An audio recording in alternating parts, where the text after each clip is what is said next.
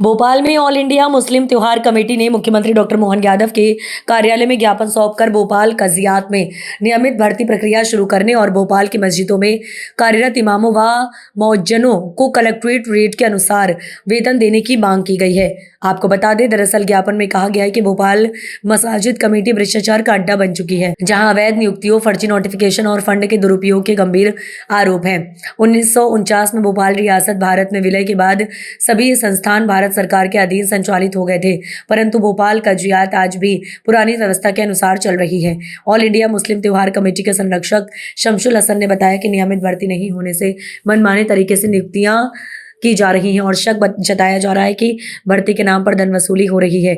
ज्ञापन में बताया गया कि 2020 में भोपाल शहर की काजी ने उच्च न्यायालय में तलाक न करवाने का शपथ पत्र दिया था, लेकिन इसके बावजूद लगभग 3000 तलाक भोपाल कज़ियात में करवाए जा चुके हैं।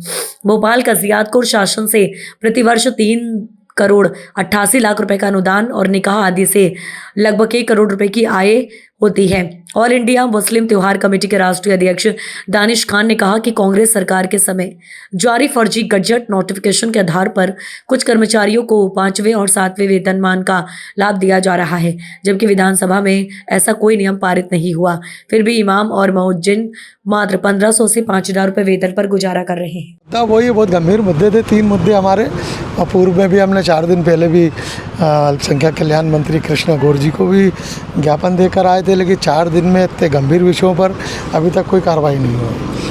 3 मुद्दे हैं। एक तो गजट नोटिफिकेशन का मामला था, गंभीर मामला था, बगैर कैबिनेट के अल्पमत सरकार में जारी हो गया।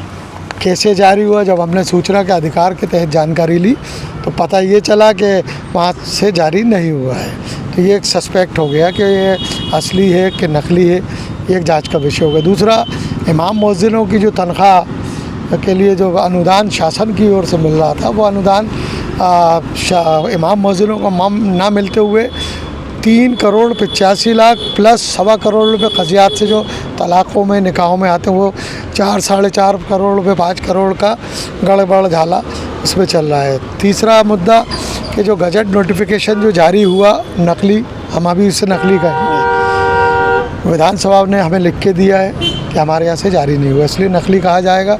उस गजट की वजह से जो लोग प्राइवेट सेक्टर में थे, जिनकी सैलरी मात्र 4,000 और 5,000 रुपये थी, आज उनकी सैलरी 80,000 रुपये, 70,000, 90,000 रुपये हो गई। जो तनख्वाह इमाम मुअज्जिनों को मिलना चाहिए था, जो अनुदान, वो सारा अनुदान ये अपने आप में बंदरबाट कर रहे हैं। तो इससे सरकार को नुकसान है? सरकार को क्यों? सरकार की आंखों में धूल झोंकने वाली बात है ना।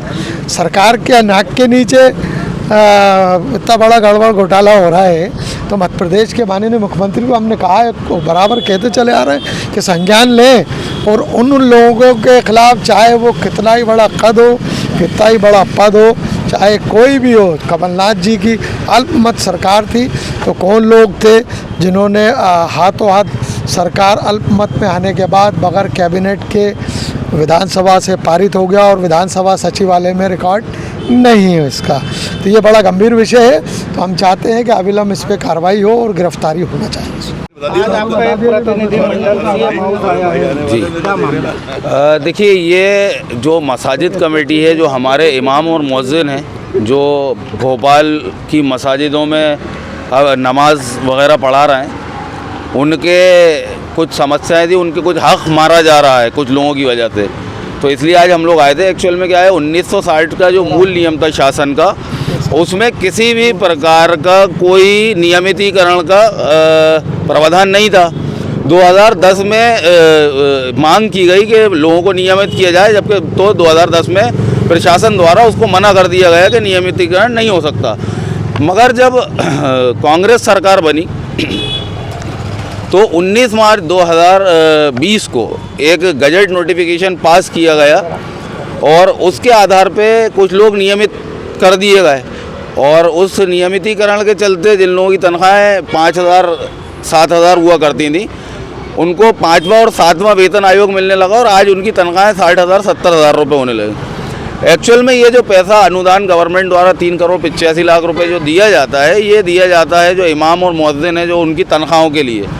परंतु उनको वो तनख्वाहें न देकर कुछ मसाजिद कमेटी के लोग अपना पेट भरने का काम कर रहे हैं। तो इसी सिलसिले में आज हम यहाँ सीएम हाउस आए थे। इससे पहले हम माननीय अल्पसंख्यक कल्याण मंत्री जी के यहाँ भी गए थे और उनको भी हमने इस मामले से अवगत कराया था। आज हम उन इमाम मुअज्जिनों की न्याय के लिए सीएम हाउस आए थे और यहाँ ज्ञापन सौंपा है।